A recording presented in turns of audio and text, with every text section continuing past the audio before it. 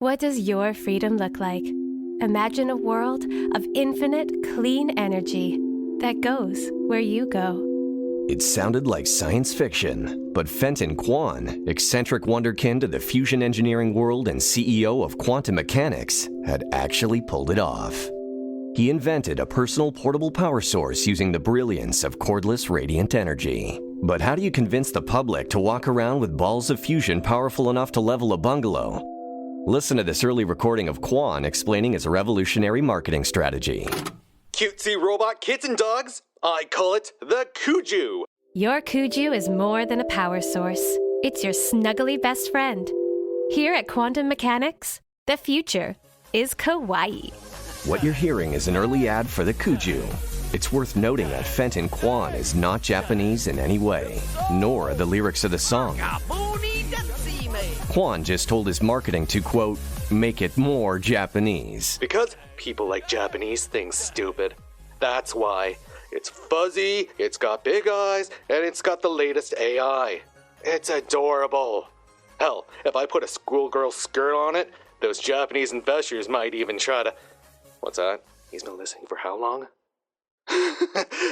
Hello, Mr. Yamamoto. What a joker I am. Hello? Konnichiwa? After making several conciliatory donations of Japanese orphanages that Kwan was, quote, totally going to build anyway, the Kuju took off. Kujus were helpful, charming, and just made life better. By the time of the Gen 3 launch, the public was cuckoo for Kuju Puffs. Listen to the reception outside of the Kuju store. My Kuju's name is Bobby. He sings me songs about fire trucks and whistles and keeps my nightlight on. First, it was smartphones, and now it's Kujus. Kids don't even play outside anymore. Parenting has never been easier. I bought a Kuju to power my home, but it's become a real member of the family. It even argues with my Nona in Italian. My Kuju's name is Riri. It manages my soch, and my court-mandated anger management app. Ugh, it's the worst. As Kujus became the primary power source, power plants and energy infrastructure dwindled, and only the most essential of services ran on big energy. And soon, even that was a distant memory. A full generation had grown up with Kujus, and the world in which every human had a Kuju by their side had become the norm. And then, Fenton Kwan did the unthinkable. He disappeared. Not just him. His factory, the only factory that built replacement Kuju parts, also disappeared, leaving the authorities scrambling, the public confused, and the opportunistic thrilled. Fenton Kwan is a genius. Get the world hooked on your supply. Yank it away, prices go up. He'll be back, you will see. Are we supposed to be okay with living back in the Stone Age when the last Kuju breaks down?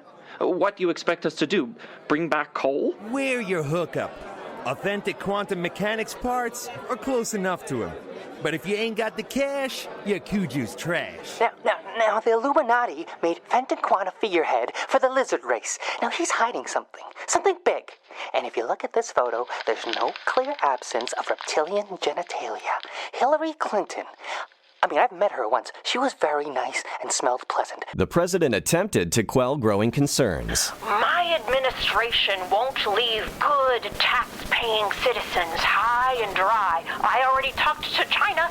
They're sending the highest quality replacement parts. Some folks say they're better than Fenton Kwan's. Tentative solutions were made, and we managed to maintain our Kujus well enough to keep society running smoothly. And yet, Fenton Kwan's whereabouts and the fate of quantum mechanics remain a mystery. Without the enigmatic creator of our most critical power source to guide us forward, who knows what lies ahead? All right, that's enough exposition. A little bit dramatic at the end, but I'm not wrong. You're listening to Quantum, an audio miniseries from Andres Wong and Highly Scientific Productions. Episode 1, Disruptor. Cuckoo for Kuju Puffs. Listen to the reception outside of the Kuju store. Yep, that's how they get you. This is Ying, already too serious for her early 20s. Currently, she's gazing into the open panel of a Gen 5 milk pig Kuju on her workbench. A middle-aged woman looks on nervously. What's the issue? Ying points to a glowing red star underneath the Kuju's curly tail.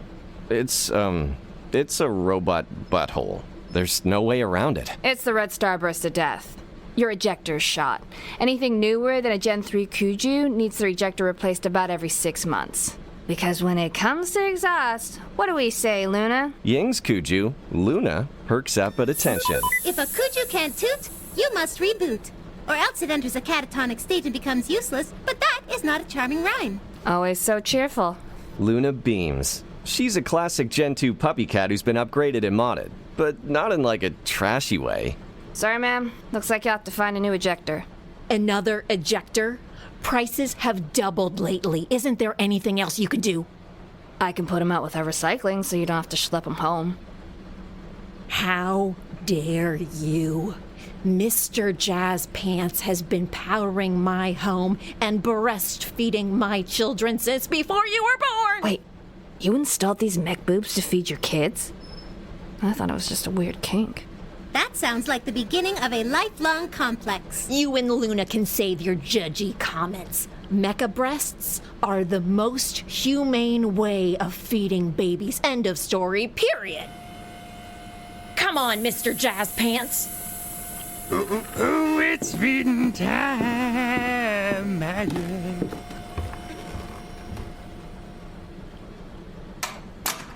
That took a turn. Yeah, some people get way too attached to those things. Neck boobs? No. Her vitals registered stress. Perhaps it has less to do with metal bosoms and more to do with the dwindling Kuju replacement supply that threatens our existence? Hey, we're doing all right. I keep you guys in good shape, and your ejectors always get a little extra mileage. Not everyone is a tinkerer like you. Fun fact, 8,000 people a year choke on the part they're trying to replace on their Kujus. A quarter of them don't survive.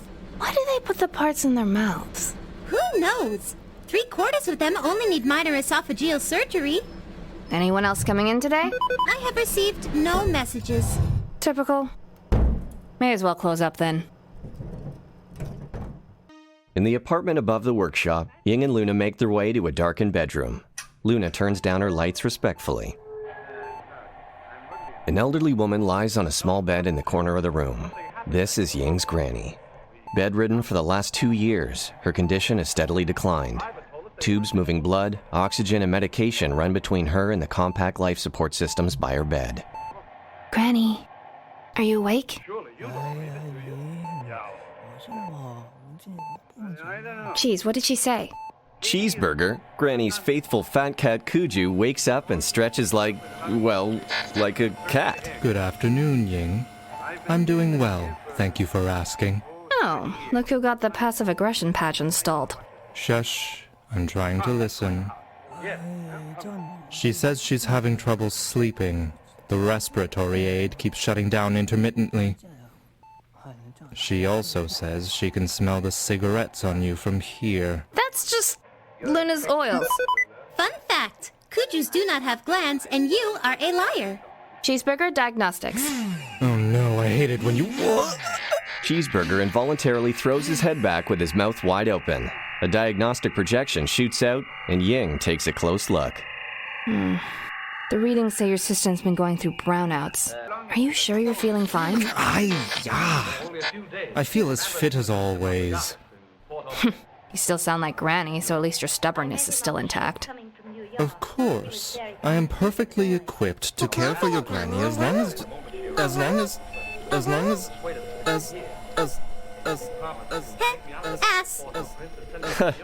Ass. Ying peers under Cheeseburger's tail as he continues to glitch. Hold on. His ejector light was disabled. No wonder I didn't catch the ejector wearing down. As I wandered lonely as a cloud that floats on... Oh. Hello, Ying. How nice of you to visit. Cheeseburger, what the hell? Why's your butt indicator off? I disconnected it. Granny said the flashing light kept her up at night. That's the most Granny thing I've ever heard. Looks like we'll need a new ejector after all. Luna, what's the average price of Gen 1 ejectors on the market? More than you have left on your credit line. Please don't pawn me. Only if you're good. Come on, let's get that part. I know a guy. A short walk later, Ying and Luna arrive at the gate of a well-organized junkyard. Ying takes one last drag on her cigarette and flicks it away. Don't tell Granny. Here we are. I just hit if a anyone million would have subscribers. Whoa, Ying-a-ling! Make room for my Kuju horde, huh? Flanked by several miserable Kujus is Marcos, Kuju hypermodder and part hogger, bottle service enthusiast, and pain in Ying's ass. He is the sort of guy who snorts creatine and over-applies chapstick. Did I mention he's been live streaming this whole time? Yo, just say sup to my fans on Kwantum. I'm never alone. Jeez, Marcos, how many Kujus do you have? 14 here. Got a few more at a la casa. That's Spanish for working from home, you know. Don't tell me you still got that single Gen 2 model. I'm surprised none of my brothers and sisters have hung themselves while serving you. Well, a few of them tried, but turns out they don't need oxygen to live. Those quitter models are used exclusively to charge my vape. It takes more than one? This isn't just any vape. Okay, this is the Michelangelo's David model. 7 feet tall, and a Kuju pukes from exhaustion every time I take a massive hit. I mean, I've got video of it uploaded if you want to see. This human's need for vaping and attention is worrisome. Well, it's like the old saying goes, if nobody sees you dragon blasting from your vape, did it even happen? Isn't that right, co-heads? Co-heads. Like Marcos. Duh. Marcos turns his camera on Ying. Everyone say hi to Ying, my very serious and long-term girlfriend. Hey. Ying grabs the camera and does what we all want to do. I know that was supposed to make me mad, but I am rock hard. Hey, if you're looking for an ejector, they're all out. I bought the last 5 when my mini infinity goldfish pool needed another strobe light. Ying! Oh, she'll be back. Jeannie, Rocco, Dan, Skip, Chester, Dino, Gimpy, One-Eyed Eddie, Flamingo, Pablo Escobar, Hoot Hoot, Randy Kurtwood Smith. Uh-huh. You guys like me, right? Huh? Cool. Okay. Now let's go home and you can watch me blow cotton clouds on the jacuzzi. Gross. As Marcos herds his Kuju horde back toward his nasty bachelor pad, Ying and Luna step up to the counter of Vlad & Son's totally legal Kuju parts. A warm, burly woman steps forward through the haphazard piles of scrap as 2 equally burly men hammer away at some sheet metal behind her. Ying! How is my most skilled and beautiful customer? Flattery won't get me married to one of your boys, Vlad. Not even for finest ejector? Please, the fat one can cook and has all his fingers. Skinny one, not so strong, but has all his teeth. Wow, all his teeth. Well, all the important ones. How about I tune up your personal Kuju in exchange for that ejector? No problem, marriage is optional. But I give you special ejector replacement from Ukraine. I thought you were Russian. Can't you tell from my perfect regional dialect? I'm Romanian, but nobody here can tell the difference. You want special part or not?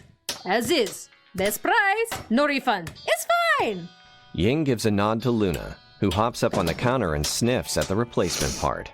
Oh, hello, Luna creature. No need for suspicions of Vlad, number 1 part in all of world. Get off counter.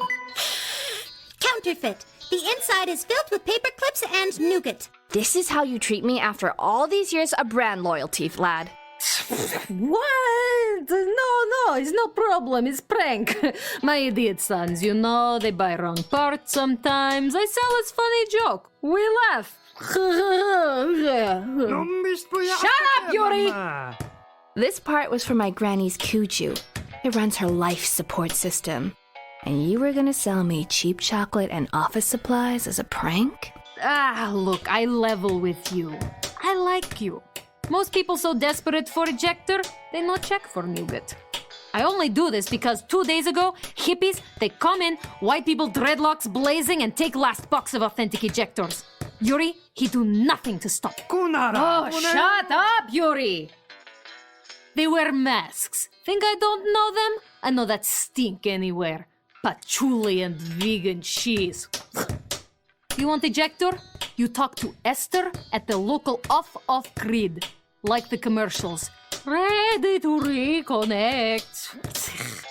Look for yurt with most wind chimes, and you will find Esther. If you try to sell any more fake parts. I'll tell the whole neighborhood what Yuri does with his Kuju behind the tool shed. Shut up, Yuri! But hey, no problem. I sold last nougat-filled part to asshole dipshit fuckface Marcos. I just received a message from Cheeseburger. Another brownout. We should get back to Granny. The young people have arrived, sir. Back in Granny's room, Ying works on a twitching cheeseburger as Luna plays a Quantum video of an ancient off-grid ad. Know thy enemy or whatever. I find their performative spiritualism rather unsettling. Perhaps I should stay here and look after Granny with Cheeseburger while you go into the forest to find the off-grid. No, Luna, you're coming with me. I'll need directions, and I can't face a bunch of hippies alone. Cheese will be able to hold down the fort just fine. Okay. Got it. How are you feeling, Cheeseburger? I'm well. What did you do? I bypassed your ejector. It's a temporary solution, but at least you won't have any more brownouts, so Granny can, breathe while we're away. Yes, that is preferable.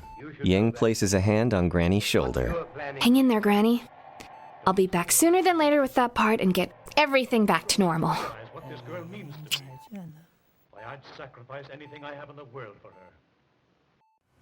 3 long bus rides later, Ying and Luna stand at the edge of the forest outside of the city.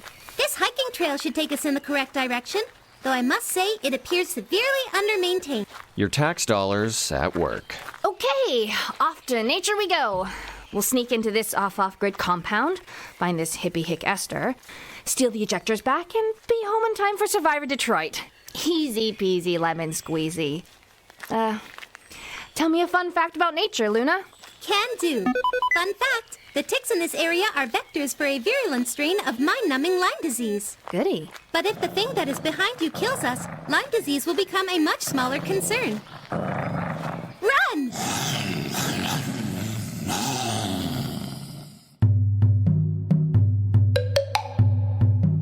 You're listening to Quantum, an audio miniseries from Andres Wong and Highly Scientific Productions.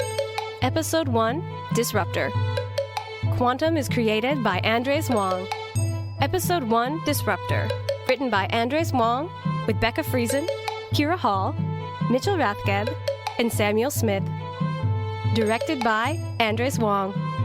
With performances by Leo Choy, Basel Daoud, Becca Friesen, Ian Geldart, Kira Hall, Jonathan Ho, Tony Kim, Sarah Kolasky, Scott Law, Kris Siddiqi, Samantha Wan, Andres Wong, and Denise Yuen. Audio by Ryan Couldry, Ian Geldart, and Mitchell Rathgeb. Quantum theme by Mitchell Rathgeb. Produced by Kira Hall and Andres Wong for Highly Scientific Productions. This podcast was produced with the generous support of Actor Toronto. Hey, thanks to you all for listening. I don't know if you knew, but there are a lot of podcasts out there, and it means a lot that you tuned in to our humble mini-series. If you liked it, please share the heck out of it and tell your friends to tune in. See you soon for episode 2, Organic Content. This podcast has been brought to you by the Sonar Network. Sonar!